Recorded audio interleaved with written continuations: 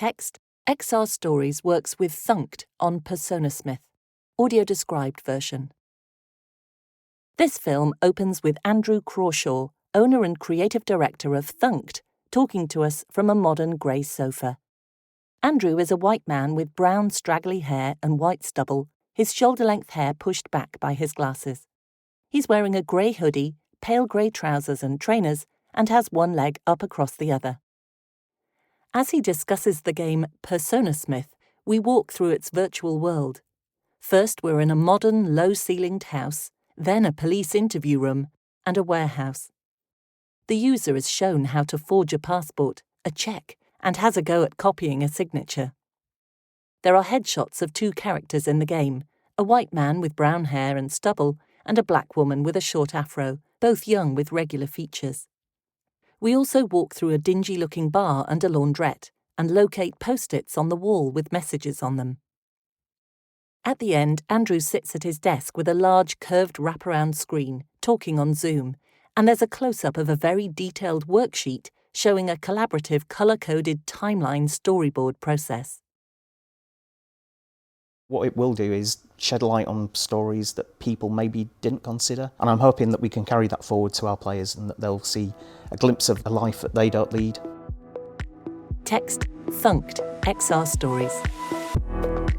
Personasmith is a game about forgery and counterfeiting. It's about a guy who tries to help his friends, family and neighbours by doing small-time cons, but he ends up on a slippery slope. So he starts off trying to be Robin Hood and he ends up robbing banks. In games, everyone knows how to shoot things, everyone knows how to drive cars, but manipulating and forging documents is something that hasn't been done before. So we've had to explore how we do it and what feels good for the player. There are ups and downs with that, but unless you go through that process, you just don't know.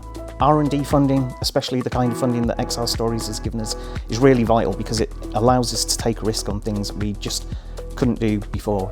Making games is hard, it can be expensive, and so any help we can get with trying new things but without risking our company is perfect. The money from XR Stories was invaluable. All small companies need money, it's their lifeblood. But what we really found useful was their introductions to people that would eventually form our writing team.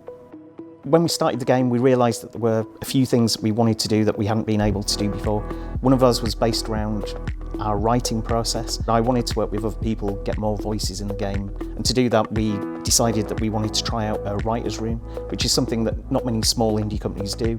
So the funding helped us to figure out who we should work with, how we should work, and basically experiment with that format. That's part of the joy of making games. You're never 100% sure what's going to work. You only get those guarantees if you're repeating what you've done before, and we don't want to simply repeat what we've done before. A pale green screen with XR Stories written in black.